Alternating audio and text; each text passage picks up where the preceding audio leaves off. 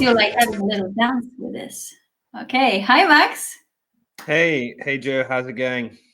Yeah, good. And hello to everyone who's listening now and in the future. Today, I get the honors of actually presenting our guest, which I'm actually slightly nervous about because we have an absolutely amazing guest today. He is someone that I have really learned so much about, learned so much from. He is, well, I'm not going to I'm going to give little tidbits so that people can actually have a guess. I mean, pretty much from the first one, people have a guess. So he's the creator of the Freedom Ticket, which is probably the #1 course for Amazon sellers out there. He is also the host of the AMPM podcast. By this point, everyone who is in the Amazon world will know who this man is, but I'll keep going because it's a long list of accolades. He has been speaking amongst for more than 100 different conferences, both in person and online. He is also an 8-figure seller himself. He has been named the one of the top direct marketers by Target Marketing Magazine, and he is currently publishing one of probably the best resources and newsletters for Amazon sellers, the $1 Billion Seller newsletter. So if you haven't guessed it, you're probably in the wrong space, but this is Kevin King. So please bring Kevin on the stage. What's up, Joe? Thank you. How you doing, Max? Good. What an introduction. What a list. And it could go on, right? I think you missed out. I know. This It's is like the 3 very pages. abridged version.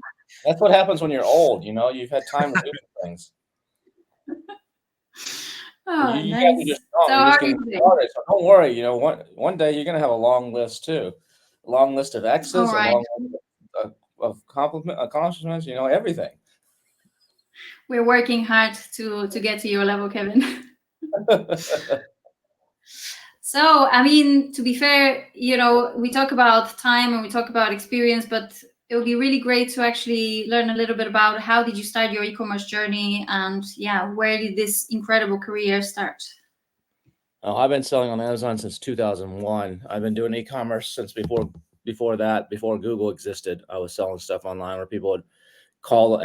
You couldn't even take an order online. They had to call an 800 number and talk to somebody and give you a credit card over the phone to order something. I think I took my first e-commerce sale in 1995. Before that, I was doing direct mail, so basically sending out catalogs and flyers and stuff through the physical mail, and people would either call an 800 number or send back a check or money order. So I started doing that when I was a teenager. So I've been doing it for quite some time. It's very similar marketing. It's just different mediums of paying. And the beauty about online is you can track everything. Everything about everybody versus direct mail. You have to do all kinds of testing and everything. You'd have to use a different 800 number on the ad to know if this call came from Texas or if it came from Oklahoma or if it came from New York. Now with pixels and IP addresses and everything, you don't have to do any of that stuff. You know everything about everybody. Yeah, that's definitely a big advantage. Yeah. Imagine in that long journey, Kevin, you must have been across some pretty interesting products. So if you don't mind, it'd be great just to walk us through some of kind of the craziest and the most off the wall stuff that you've been selling throughout your time. I've sold everything from dog products to adult products to calendars to Apple products or Apple cooking stuff. If I could make money on it, I sold it. I did a lot of business for a while with collectibles, so high-end collectibles. Did a lot in the actual baseball card space for quite some time. I think my first product that I was selling stamps and coins when I was a teenager. I developed a computer program, a bartending program when I was in college, and sold that in the back of computer magazines. I've done sold a lot of stuff. I'm very curious. Go on. No, go on, Jen. I'm actually really curious, how did you actually learn about how to do this? Because, you yourself are an educator for the entire space, but back in the days, there's probably no centralized courses, or even Google wasn't probably around. So how did you learn about all of this? Some of it's trial and error. I mean, graduated from college with a degree in marketing, in business, specialty in marketing, but I hardly ever went to class because I was not learning a whole lot from professors. I was learning more by doing. So by spending my own money, by losing your own money, you learn pretty quickly. When you spend $2,000 on some postage to the post office and you only get 3 orders back, you're like, okay, that clearly did not work. Just went in the hole. So that, and you get in trouble for writing a bad check because you thought you could cover the money from the sales. And you end up going to jail for writing a bad check for a night, which happened to me. You learn pretty quick when you're 21 years old or 20 years old or something. But no, there was actually some magazines like Direct Marketing Magazine, Target Marketing Magazine. There's a few books like the Guerrilla Marketing series from Jay Levinson. There was other direct marketing secrets. So I was reading some books and stuff to get some ideas, and then a lot of it's just trial and error, and you learn as you go. And some of it I just have a knack for. And marketing's all psychology. So if you don't understand psychology, you're never going to be good at marketing. And so if you understand psychology, and those two really go hand in hand. Psychology majors in college and marketing should marry each other because those two are the perfect match. And that's where a lot of people don't understand is they don't understand the psychology of how to get into other people's heads and to get them to move, to do something. And that there's something to it. I mean, you're just saying before we started that, yeah, you seem to be promoting this webinar you're doing pretty heavily. But there's a whole psychology. If you look at the way everything is laid out in the sequence of stuff, it moves people. And you look at we're talking about taking the three hacks out of the replay. So people are like, damn, I have to be there live. But the reason you want them live, you're like, well, what's it matter if they're live or if they watch the replay? You're still reaching the audience. Like, no, you're not. The replay is great, but a live has a different feel to it, has a different energy to it. And you can get different motivation. You have time constraints. So if you're making an offer, you can say, look, you got till the end of the webinar. You got till, right now there's 7 people, there's 6 people. If you're watching a replay, all the psychology tricks don't work. And so there's a whole rationale to it. And then it also creates FOMO. It creates demand. It creates like, I can't miss this. It creates excitement. So that's all marketing and psychology. And so that's where a lot of people mess up. Yeah, I mean that is fascinating, and I guess in the world I am now, in startups, like one of the big psychology elements that we're encouraged to think about is FOMO, especially when it comes to investors. Like without FOMO, impossible to raise any money. But I'd be curious in the world of e-commerce, like aside from kind of a FOMO one, which is very hard to achieve over like an Amazon, what psychology kind of levers do you look at? You mean selling on Amazon? Yeah. Well, the thing is, you have to look at the psychology levers on Amazon. Is people buy photos, they don't buy products. So you have to have empathy for what's the use or what's problem is this going to solve. You got to convey that in your messaging, and which is primarily your videos and your imaging. It's as AI is becoming a bigger factor, and I think it's going to completely transform Amazon and all e-commerce. Intent and it is much more important than keywords, and so knowing that intent is going to be crucial to it, and knowing the psychology of why are they going to actually spend, why is someone going to buy this on TikTok, or they're going to go shop for it on Amazon, what is going to push them over the edge. Is it the reviews because this one has a lot more reviews? Is it because this one has prettier pictures? Is it because this one can get to me in a day instead of 2 days? There's a whole bunch of factors in there that you have to try to either play to or overcome the obstacles for other people.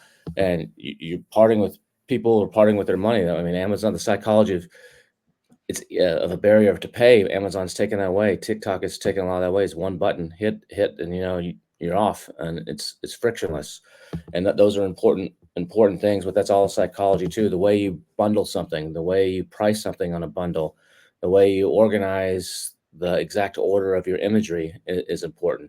Or your video, what comes first in the video, what comes second, what is the first part of the video, someone trying to stop the scroll and waving and making shaking the screen or whatever. That's all there's so much psychology in direct marketing and e-commerce that it's crazy. And actually, there was obviously the obvious question, which we're going to dig in, which is about AI. Guess what? It's an AI podcast. But I actually want to understand that. Do you think that most sellers are doing it well on Amazon right now, or most advanced sellers are doing it in terms of psychology, in terms of actually really understanding their customers? No, 99% of them Yeah. aren't. Most of them don't understand the customers. Most of them are, we're talking successful sellers now. I'm not talking about the new people. I'm talking about people doing Yeah. 7, 8, 9 figures. No, right place, right time, taking advantage they're taking advantage of all these eyeballs that Amazon's brought. You take most of these successful sellers on Amazon who they chose the right product. Maybe they did the right homework on the keyword research on Helium 10 or whatever. And you take those same people and you drop them onto Shopify or you drop them onto another platform. Most of them will fail. Just look at the aggregators. When the aggregators were buying all these businesses, people that started by watching amazing.com in 2013, 2014, 2015, that had built a decent business or had a decent business going. When they exited, some of the aggregators tried to hire them. They're complete failures for the most part. There's a couple good ones, but most of them could not do it again. They can't repeat it. And then some of them like, well, I'm gonna take some of this money and try to do this again. It's kind of fun, and they're failing left and right because they don't know what they're doing. So most Amazon sellers fail. They get a big F when it comes to actually knowing the psychology and knowing how to properly do stuff. They'll copy each other, or someone will come out with a new hack or a new technique, or say an influencer in the space, this is the best way to do your imagery, and put this video in spot 2 and make sure you use this tool to find the missing keywords. And they can copy that, but they don't understand the psychology or the rationale behind it. There's not real. Most successful Amazon sellers are not brands. They call themselves a brand. They think they're a brand because they have a name, they have a logo, but they're not brands. Vast majority of them aren't. Now there are some exceptions to that, but most are not. And those are the people that some of them are doing well, and kudos to them. But they're taking advantage of what someone else is doing, not what they're doing. They think it's them. They think they have the ego, but it's not them. So it's a facade. You go behind, pull back the curtain, and put them on a show like Jeopardy, or put them on the spot somewhere, and they're going to fail. I mean, it's super interesting, and you mentioned the aggregators, and I've had the pleasure, I'll say, of working with many of these aggregators at eContent, and one of the founders said to me, and I'd love to get your view on this, Kevin, is you're completely right. The reason that these guys failed is because they couldn't do things which were repeatable. They couldn't launch new products. They didn't have that that understanding anymore in-house, because they get rid of the seller, they give it to an MBA. The MBA couldn't then go and do new product launch and kind of grow the business. Is that your view of what is needed to be successful in Amazon, or do you have a different approach? Well, I was talking about, I'll answer that question, but I was talking about the actual guy who sold the company. So the guy who built up the company, sold. I'm not, but you're right. On the flip side of that, the aggregators thought this was going to be easy. We can apply Harvard Business School MBA techniques to this business and it'll work. And they realized pretty quick that that's a fail too, that doesn't work. And they don't know what they're doing. This is a guerrilla marketing business. You got to be nimble, got to be moved quick. It's not for big corporations that are slow. Things are changing rapidly.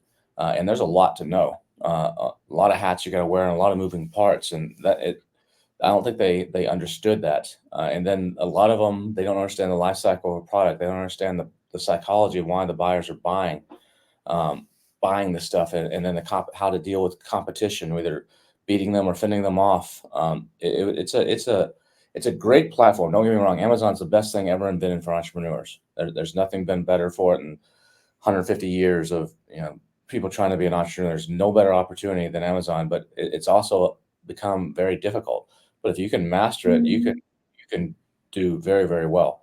And so and some of the aggregators, they didn't care. Some of it was a VC play. So that their venture capital play, they're like, all we need is we know 80% of these companies are going to fail. All we need is that one hit. So we're just going after that one hit. You look at Thrasio, they kind of moved to that. A lot of their money was VC money. It wasn't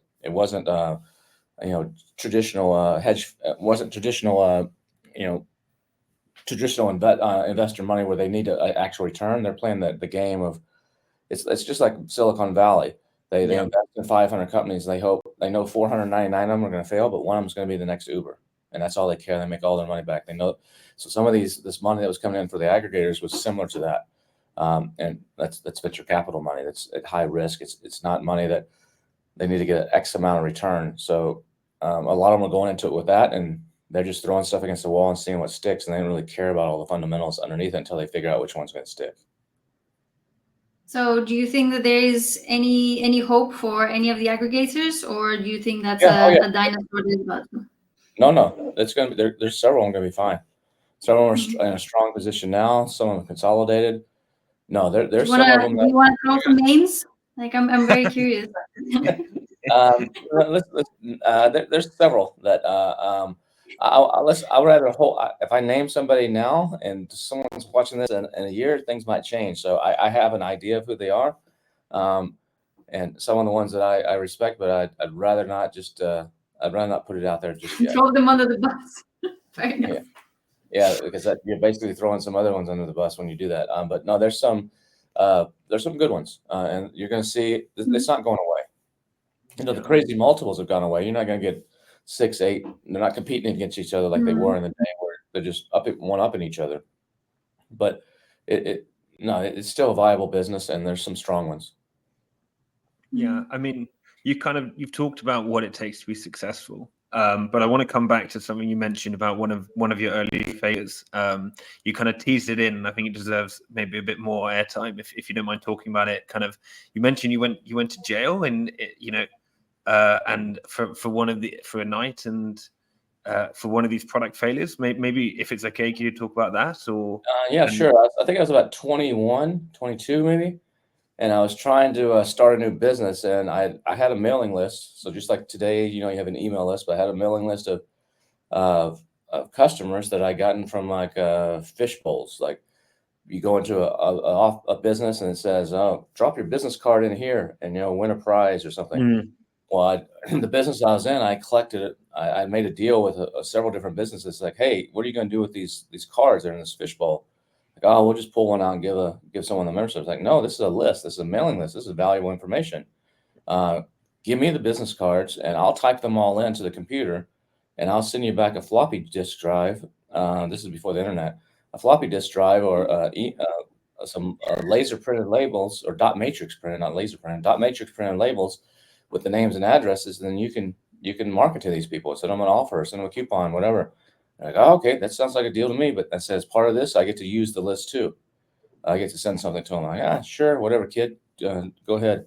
So I get, 3,000 names this way from different businesses, type them all in, and I have an offer to send out to them, like a little coupon book and a little thing. And I'm like, I didn't have the money though to do the mailing, to pay the post office was for the stamps. I don't know remember what it was, like $800 or something like that.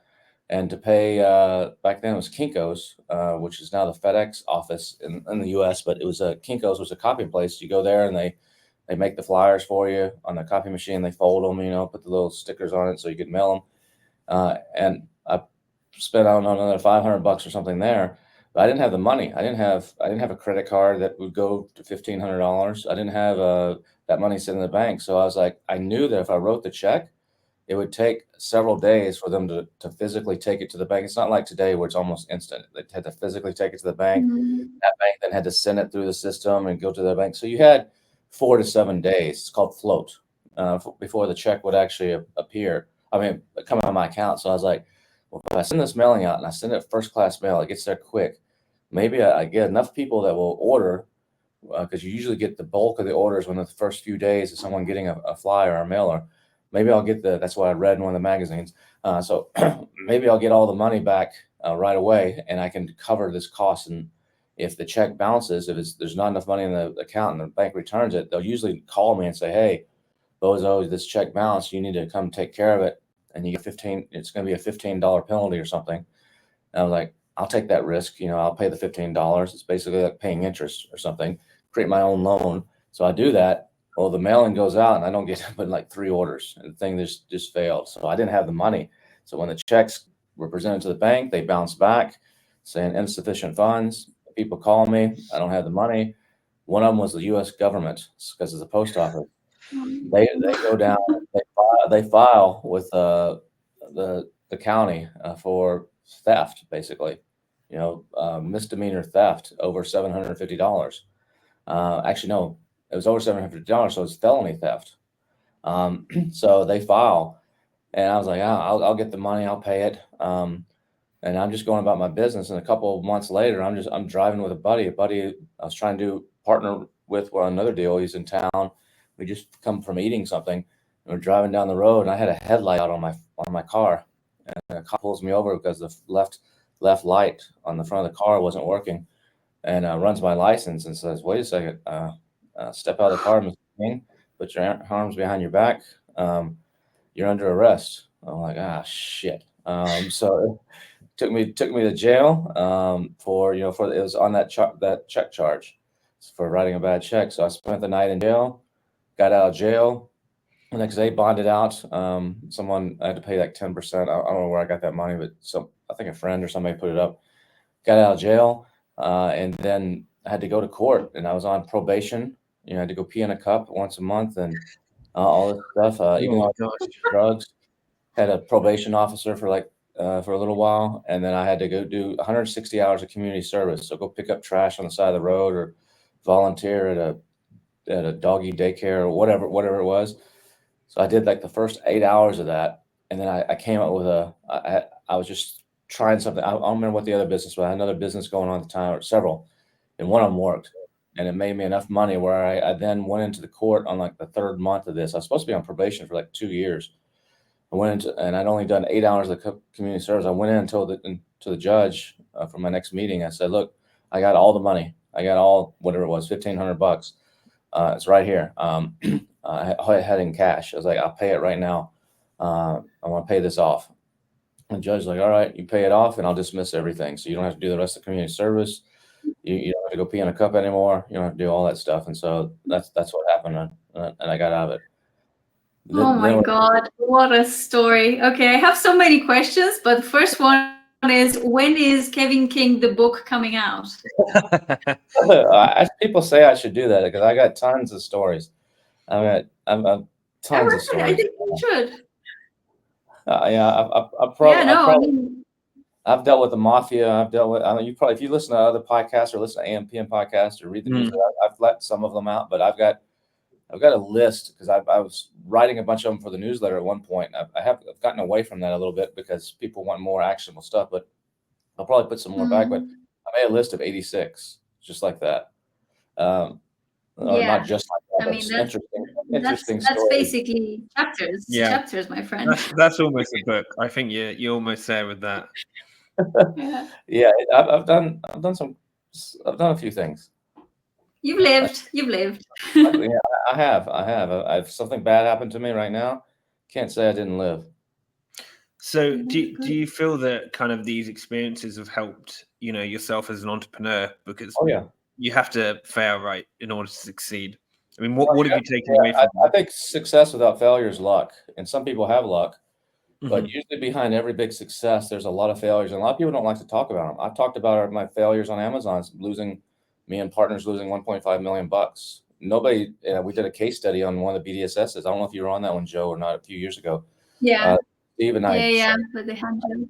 I should bring it back, but we showed that. And most people don't want to do that. They're embarrassed by it. They don't talk about their failures, but we're all human. We all have failures. We all are struggling at some point. And by talking about it, one, it can help other people. It can also make it real. It makes you more real. And like people are like, oh, so Kevin's been through some of the same shit I'm going through right now. A little bit different maybe, but you can relate. And so that gives you more authority, as it gives you. It's good. And too many people are too worried about their Instagram image and not about the reality. And so that's one of the reasons I talk about it more freely. Plus, I'm confident.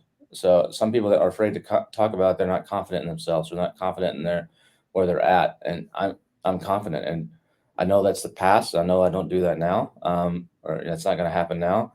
But it shows that hey, I was fighting to try to find something that works. And I didn't have a rich uncle that just gave me a bunch of money, and I fell into it.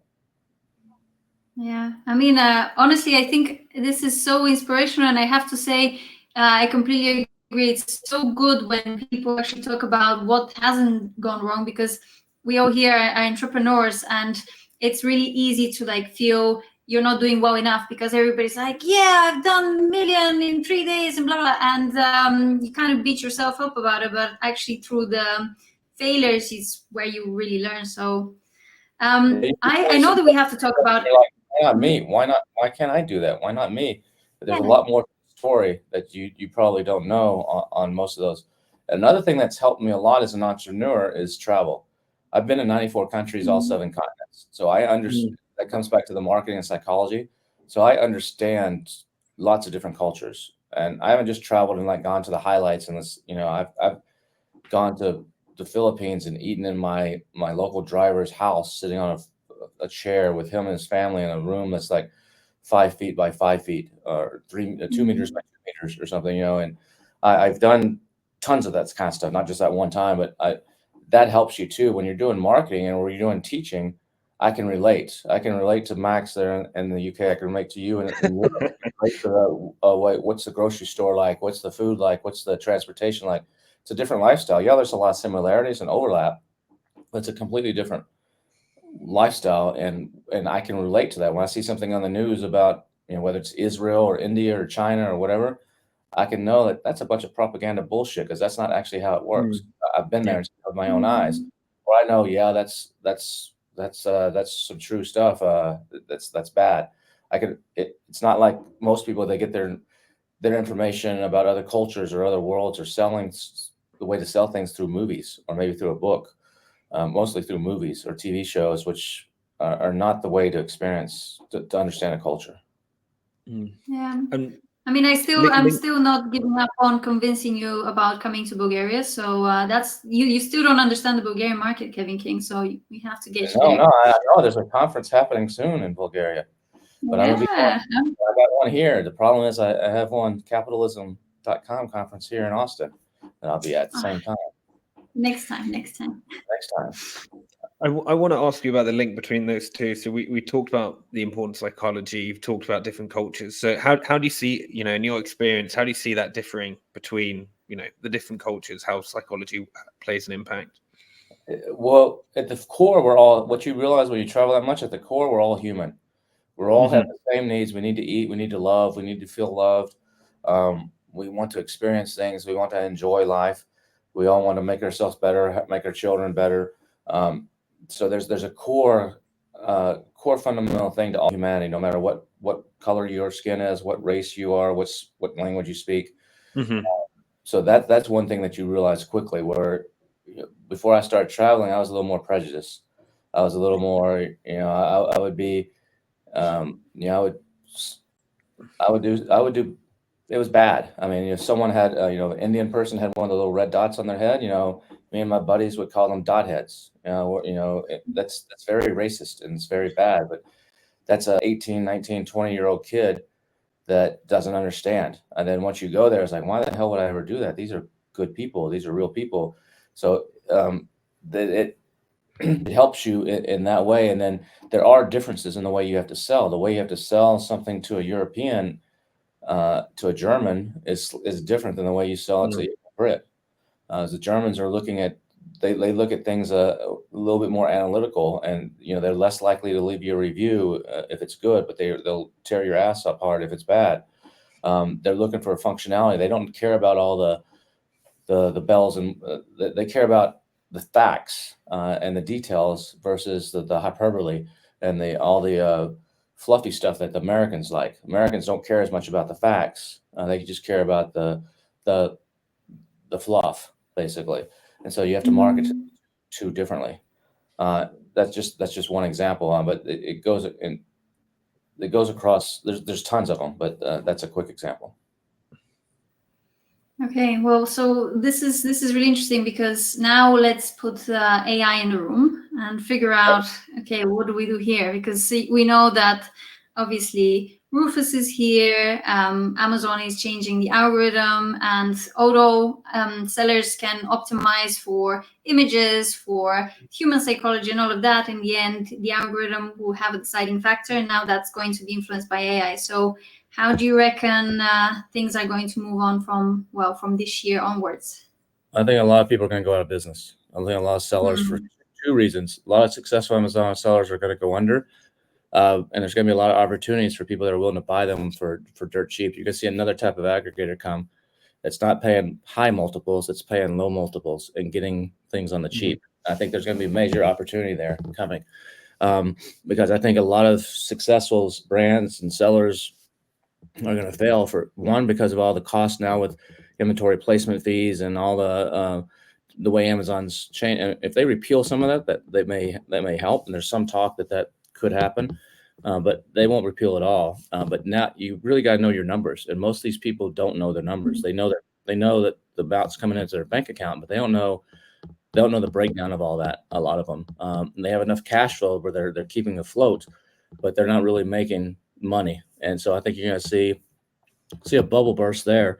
And then when it comes to AI, I think a lot of people are discounting the importance of AI. I think I talked to some of the biggest software companies in the space, and I'm like, dude, you're going to be, your tool is going to be useless soon. I'm like, no, Kevin, that's not going to happen.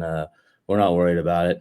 We've read the science papers from Amazon. You know, we've done this and that. And it's not just one company; it's several. Some of the biggest names out there that you would know.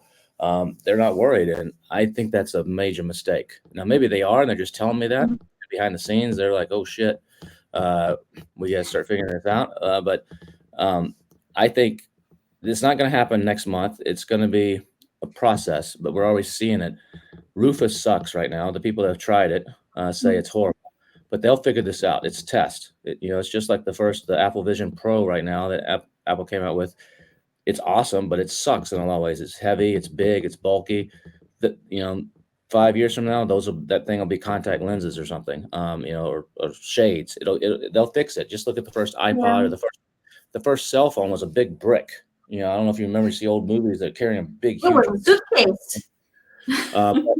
Proof of concept. So that's why Apple did. It's like, we know there's enough super fans that will spend $3,500 to play with this, and so we can prove that, okay, yeah, we're not going to sell 10 million or 100 million of them, or like we would have iPhone, but we'll sell 1 million of them. That's good enough. That's proof of concept. People are willing to pay this money. We'll get feedback. We'll refine it. And the same thing's happening now with like Rufus and with things on Amazon. They're testing. You look at Cosmo, they say they tested on about 10% of the searches over a period of time. They're testing stuff, and the new listing thing that Amazon's doing, there's got some issues in it. They'll get this stuff worked out right now.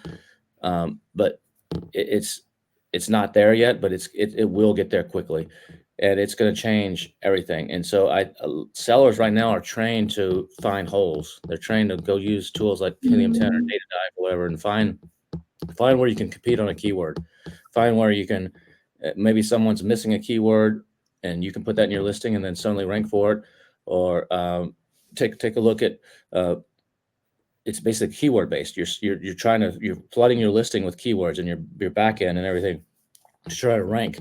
And then you got to get reviews. It's who has the most reviews. When you type in a keyword and here's 20 options, who has the most reviews?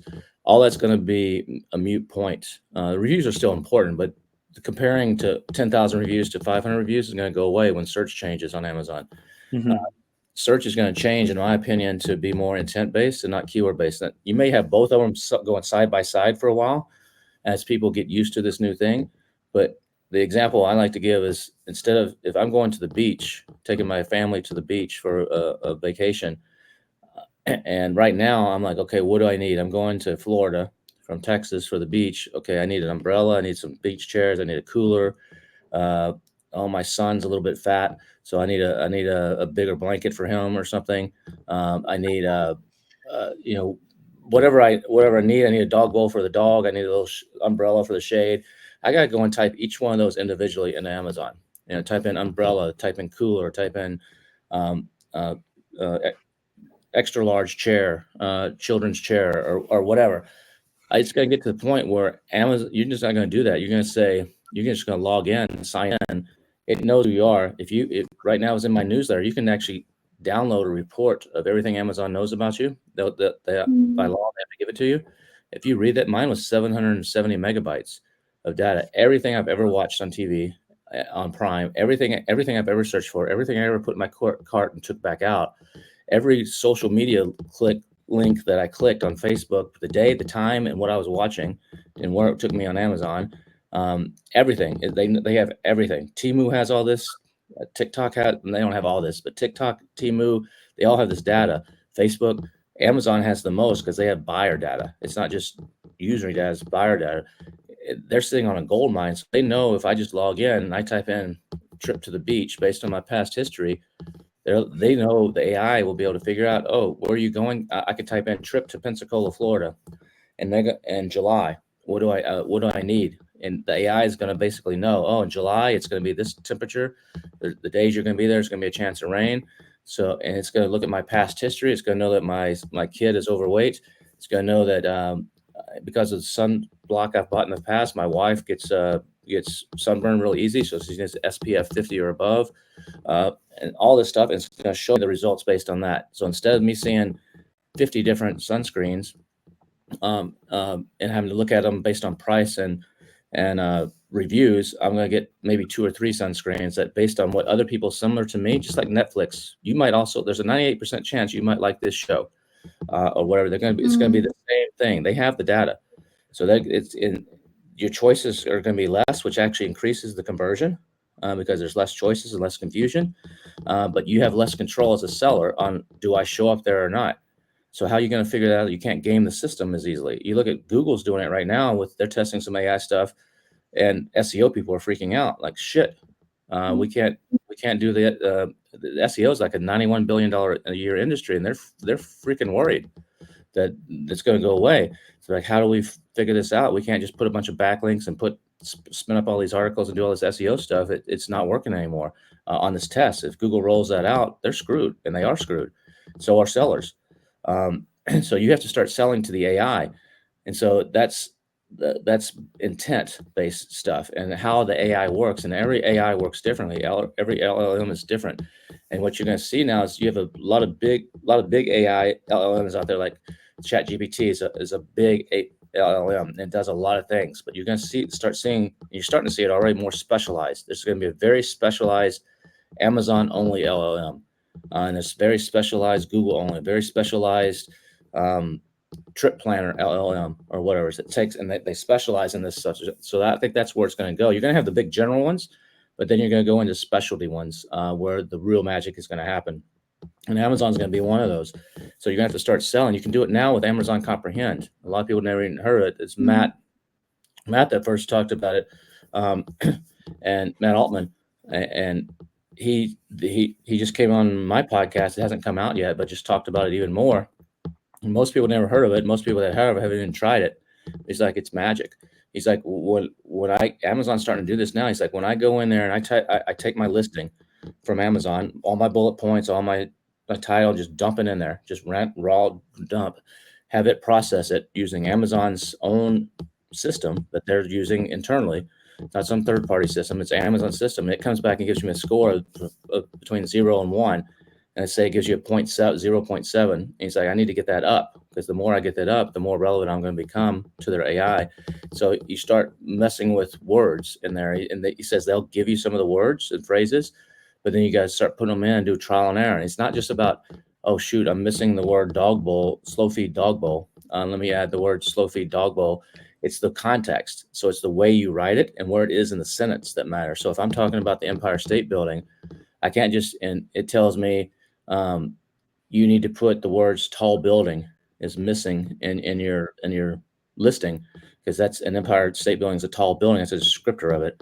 You can't just put in, okay, I'll just add comma to my keywords, comma, tall building, like you would now. You got to actually write a sentence that puts in context. So the Empire State Building is a tall building in New York, or it's the tallest building in New York. And then the AI looks at that and they put those two sentences together. And then that will help you rank. He says if you get that score up within 48 hours, their conversions go up and their sales go up every single time without fail. And it's like stuff you would never think about. that's an example of how you're going to have to start changing the way you do things. And then I think images, in my opinion, it's not, Amazon's doing OCR and stuff on images now. So if you put a keyword in your images, you put like the word CBD, it's a banned word, to put in your listing. Mhm. Or if you put it on your images, people used to be able to get away with it.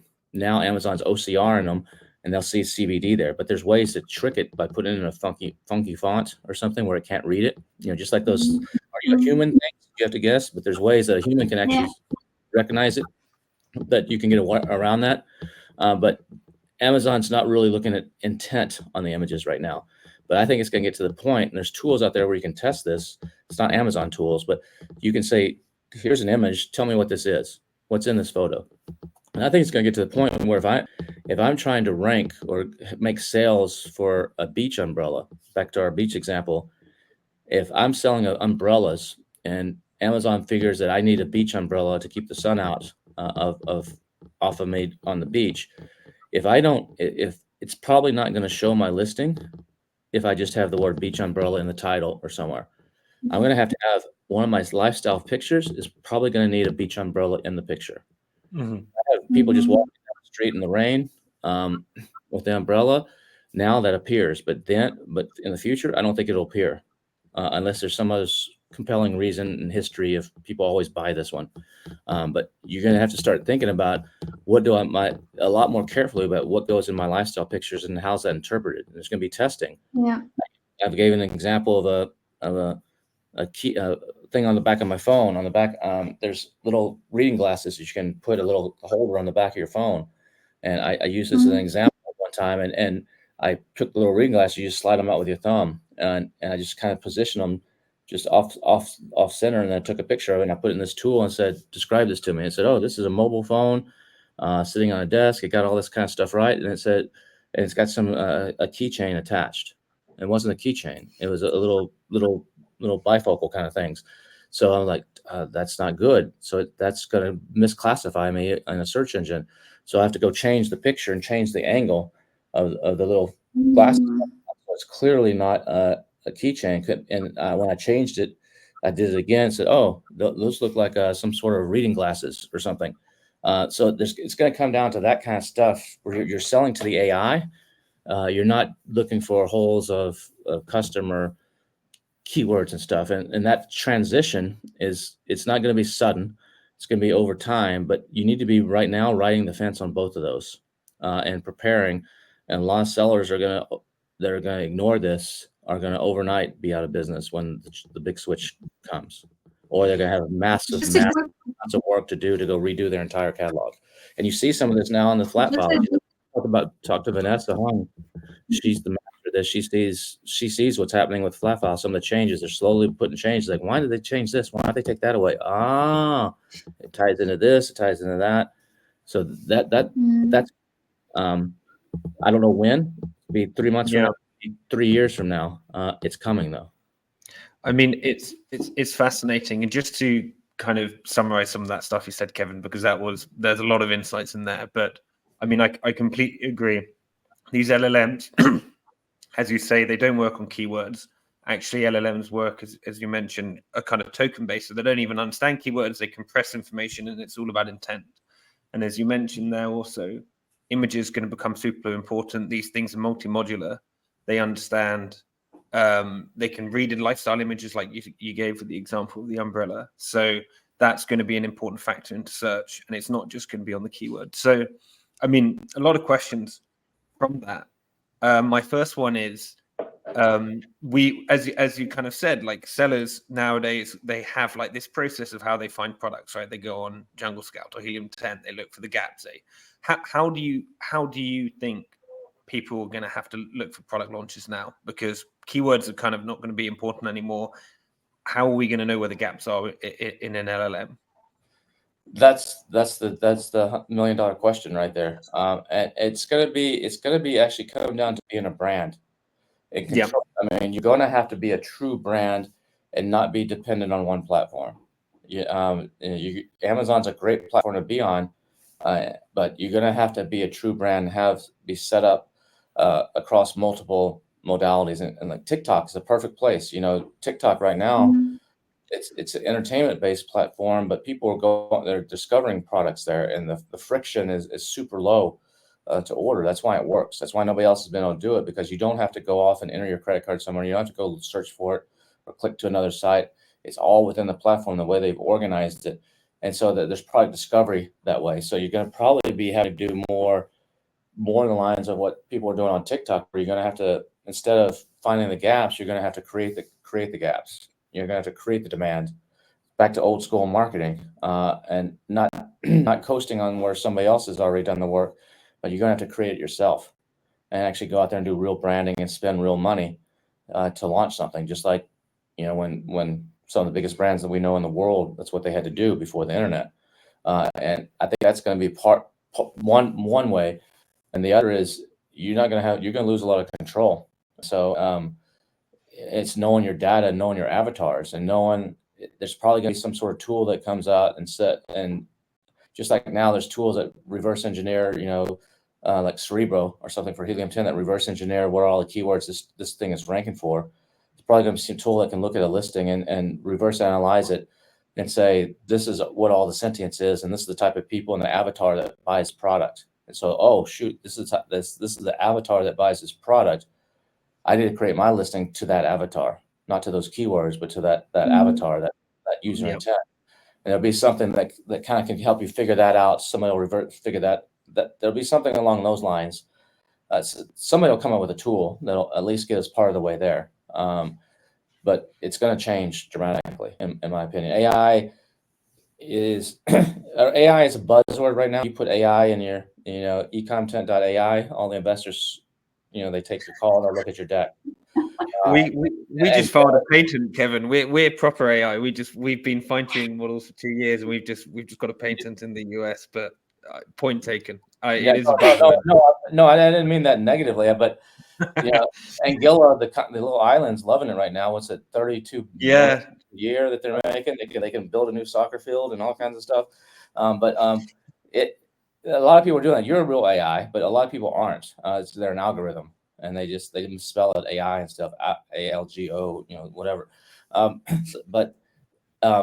It's a hot thing right now, and most people still don't understand how to use it. The vast majority of people, they've gone and played with ChatGPT, a little bit of prompting.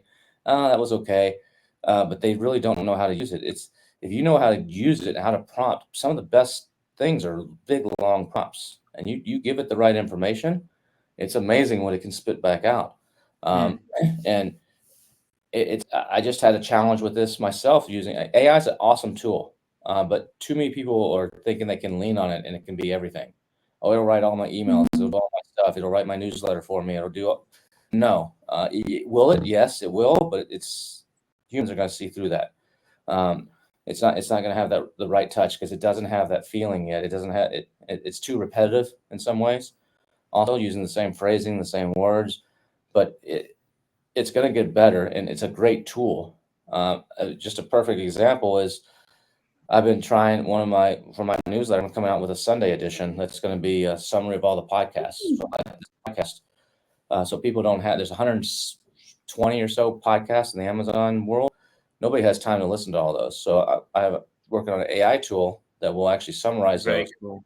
But pulling out summaries, all the AI tools will give us a good summary. Like on this new frontier, it would say, "Yep, Kevin and Joe and Max, they talked about the different ways to do AI. They talked about this and this and this, and it'll give me a great little summary. So where that sounds like a cool episode, I should go watch that. Basically like a trailer. But they don't tell me the actionable stuff. They don't tell me, here's the little nugget. Here's a little thing I should do. And pulling that out, it's been hard. So we tried to write some stuff ourselves. I've been exploring all kinds of tools, and I finally just hit on the magic thing about a week ago. And I'm like, holy cow, I did some testing on it. I posted in the WhatsApp group just to get I don't know if you saw that, Joe, in the BDSS group, where that's all AI. And it actually pulled everything out, pulled out quotes and did. I was like, holy cow, this now find it. But the prompting behind that is intense to do it. So that's why I'm saying AI is a great tool, and it's going to continue to evolve, but you can't lean on it 100%. But if you know how to use it and know how to use it right, it can save you a lot of time, save you a lot of money, and really help you. a lot, and that's where I see what's happening now. And a lot of people most people still haven't played with it. They still think of AI as Terminator movies, and to the general population. Well, they play with it a little bit, but it's a very small subset of people that have gone deep into it right now, and Yeah. they understand it. And some of them, it scares them. And like you look at Sora, what you can do with Sora, with video, they just that's incredible. Where you can do a 30, 45-second, actually it looks like a Hollywood studio video that would have taken the guys back in the Star Wars days 3 months to render that scene on 27 different computers. Now you do it in a matter of seconds with a prompt, and it looks real. And they just had some artists, I don't know if you saw this, do some other stuff that's pretty cool. And so you have like people like Tyler Perry saying, why do I need to build an $800 million studio in Atlanta? These tools will be able to do this. And that's going to happen with e-commerce too. So a lot of the tools like like your tool, Max, it's going to get to the point where I need a lifestyle picture of an umbrella on a beach. I'm just going to go to M-Content, type a prompt in. You're going to know all the e-commerce parameters in your LLM. It's customized to you, and it's going to spit that a perfect image, totally optimized for Amazon. You already have all the checks and balances in place to make sure Amazon understands this is actually an umbrella on a beach. It's not an umbrella in a sandbox in someone's backyard because there's sand there. It's going to understand the difference, and you'll be able to get it. So it's the world is going to change quite a bit in the next few years. Yeah, well, yes, it's exciting and scary at the same time. Here's a question. So we know that Amazon just historically has been a great place for sort of new entrepreneurs to like start a product, and the Freedom Ticket, part of it is that's why it's called a Freedom Ticket. It's a way for people to start their own business. But from everything that you said about perhaps going multi-channel, investing heavily, do you think that Amazon is still going to be a good place for sort of new entrepreneurs to start rolling out their products in 2024, or is this kind of now a closed gap? No, they should all quit. No, but you should just, if you're watching this, you're thinking about selling on Amazon, quit. Just don't waste your time. Go sell lemonade on a lemonade stand on the corner. You'll make more money. No, I'm just kidding. No, Amazon it's still an awesome opportunity, and it should be a place for most people to consider starting because the eyeballs are there, the traffic is there, the systems are there. But can you do it with a few $100 like you used to be able to and grow that to a multi-million-dollar business? No, you cannot. Can you start with a few $100? Absolutely, and you can make a little side hustle. But you need money, and you need talent, and you need knowledge. Now, it's not the same. You're still going to hear the stories. I started with Kevin. Now someone's listening to this, Kevin, that's bullshit. I started with $500, and now I'm doing $8 million a year. Okay, you started with $500 when you decide to do Amazon, but tell me 1 month later, where'd you get the money to do this? Where'd you get the money to do this? There's more to the story. That's horse shit. There's people that start an arbitrage with a little money, and they work and turn it and work and turn it and work and turn it and build it, but it takes time. The other thing right now that most people in the Amazon space, another big change is they're impatient. They're like, I want to be ranked number one right away. I need to launch, and I need to quit my job or whatever. It's a long-term game now, much more than it used to be. So now you need to have the patience, 6 months, a year, 2 years before you're really going to start seeing a lot of momentum, unless you just lucky or you right place, right time on something. But for the vast majority of people, it's a much longer term play, and it's going to take more money. And it's back to true branding. And Amazon should be a place that most people consider starting on, but it should not be. And once you master that, you should be looking at going off to either TikTok or Walmart or somewhere else, but not to diversify, but just to see, have you actually created a brand? Does this work on other systems and other platforms, not just on Amazon, where you figured out how to maximize the algorithm and take advantage of the algorithm? So no, Amazon's still a really good opportunity. E-commerce is still one of the best things, whether you're doing SaaS or you're doing physical products. One of the best businesses you can have to have freedom and to create have the opportunity to really change your life and create an amazing future.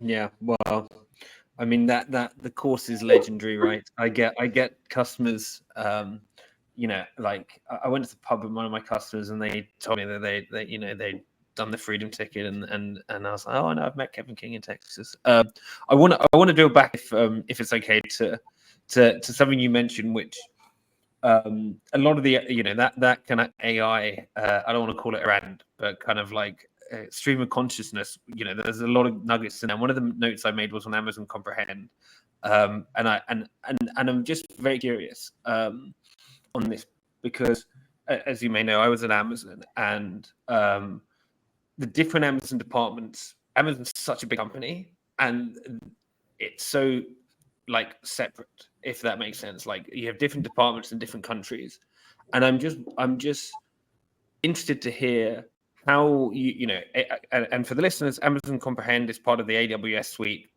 Amazon has AWS. It generates most of 70% of the customer of Amazon's revenue, and it's a lot of focus there. And then the marketplace teams are actually quite a separate team, and it's not always the case that Amazon Marketplace, which I used to work in, would be using AWS. Like I remember a time when I was trying to get us to use the AWS service called QuickSight, which is basically like AWS Tableau, and we're all on Tableau, and I was and it was like a whole project to move us from Tableau to QuickSight. And so my question is like, how do you think that Amazon Comprehend as a AWS feature can help Amazon sellers on the marketplace side of the business?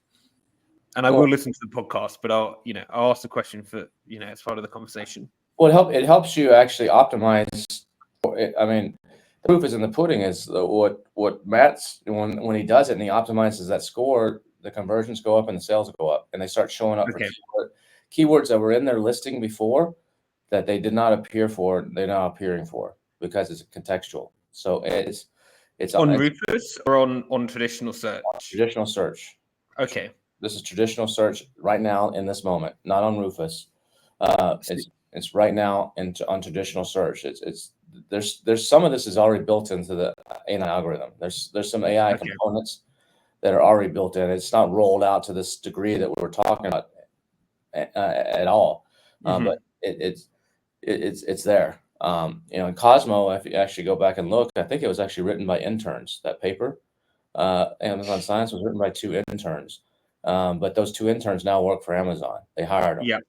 So that's that was one of the knocks from one of the people that I talked to. Is like, oh, that was just written by interns. That's not real. I'm like, no, they work for them. Well, it's definitely real. So you're saying that you have anecdotal data to suggest that the LLM they're using for Comprehend is the same LLM that they're using for the search. Okay. I have not personally done that yet because I just found out about it, but Matt, who I trust, Matt Altman, who's managing hundreds of millions of dollars worth of stuff, is in the weeds on this, and I believe him.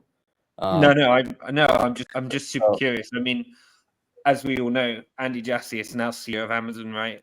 This wasn't the case for part of what I was talking about. So and he used to be the CEO of AWS, and then he kind of replaced Jeff. So you would imagine with that comes greater integration between in the company. So I mean, you're right though. On Amazon, that is an internal fight because the departments don't talk to each other. That's why we have issues with sellers and different things, and they're not intertwined. They kind of self-autonomous little departments. So there is something to that where, like you said, the AWS people are going to be pushing this, and the people in the marketplace were like, I don't know. There's going to be a little bit of internal bickering back and forth, but and honestly, a lot of people at Amazon don't understand what Amazon does.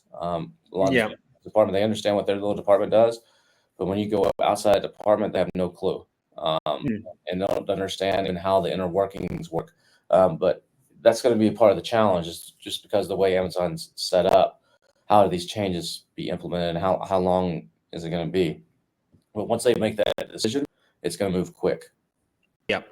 And then they won't do that until they make damn sure that they're not going to lose a dime on advertising revenue, or conversions aren't going to suffer or something. They're not going to do anything until they've repeated the process and tested enough that they know that, okay, this is the right move, because it's going to add a lot to our bottom line. You look at Cosmo, I think it was what Vanessa said during that test. If they would have rolled that out, I think it would have added $5 billion to Amazon's gross sales, which, and $5 billion on Amazon is that's a lot. $5 billion is a lot of money. It's a drop in the bucket in a way for Amazon, but that's just the first iteration.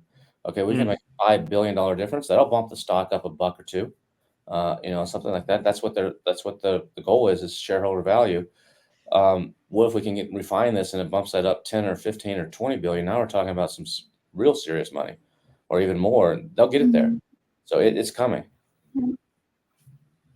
Oh man, I wish we had another 3 hours to talk with you, Kevin, because I have so many more questions. But we're coming to an hour. Before we get to Max quick fire of questions, I'm just going to ask you one more because I personally am very interested. What is your favorite, because you've traveled so much, what is your favorite sort of travel story you can share just to unwind from all of the AI? My favorite travels. Oh man. Favorite travel story? Probably, oh man. Favorite travel story. I've had probably one of my favorite trips was Antarctica. Sitting down, getting off a boat into the water, a little rubber boat into the water, walking to shore, and sitting amongst a million penguins. They're just as curious about you as you are about them. Is pretty magical and pretty cool. But yeah, that I've almost gone to jail traveling because I had honey in my bag. I can tell other crazy stories. In Chile, I got pulled over and almost taken to Chilean jail because I had honey in my bag in customs. You're not allowed to bring honey into Chile. I didn't know that. I've had stories, and I can't go really. I shouldn't go back to Fiji because we did a production there, Mark and I, and in order to use this land, we had to go do a ceremony with this chief in this village. So we had to sit down like in this tent in a circle and drink kava. And kava is like a medicinal drink that has some properties like marijuana and stuff in it. And we had to sit there and drink it, do the ceremony to get permission from the gods to actually use his land to do this video production and photo shoots on. We did it on his lands, and then the next day the chief is out in the ocean early in the morning fishing, getting some breakfast for the family, and he has a heart attack and dies, and we got blamed for that. Oh wow! And then we ended up having to do a whole bunch of stuff. Yeah, that would be one. I've got tons more like that. But yeah. So you have to come for another episode. I mean, there's too many unanswered questions, Kevin. So you'll be invited very soon again, just so you know. We can do that. No problem. Awesome. So Kevin, we have a quick fire round. This will take about a minute or so. Just kind of one word answers, or short, detailed, like as much as you want to do. But basically, we'll just rattle through these. Sure. So the first one is your favorite AI tool. Right now it's ChatGPT. Very common answer we're getting here. Yeah, fair enough. The OG. Number 2, favorite custom GPT. Oh. I think Steve Simons has got a pretty cool one for entrepreneurs. That would be that one. There's also some that I use for travel. I can't remember the name of it right now. That's pretty good as well. There's a lot of custom GPTs that are really good. Your estimate on when we reach AGI? 20. I think we're close to it right now, but towards really out there, 2027, 2028.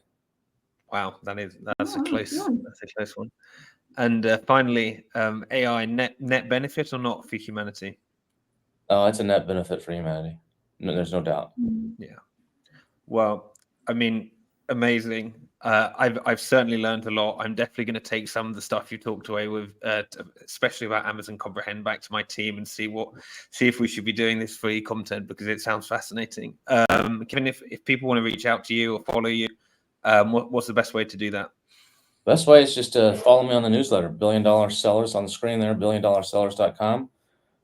Sign up. It's free every Monday and Thursday. Brand new issue comes out. It's not a marketing email. It's a information-packed email on our industry focused on Amazon, but also cover a little bit about some of the other stuff, cover some AI stuff. So that would be the best place. And from there, you'll hear everything about what's going on. Awesome. Thank you so much, Kevin. It has been an absolute pleasure, and I've learned so much, and I can't wait for episode 2. All right, we'll do it. We'll have to do it. Just let me know. Thank you. Cool. All right. All right. Take care, guys. We'll get out of Ciao. the studio.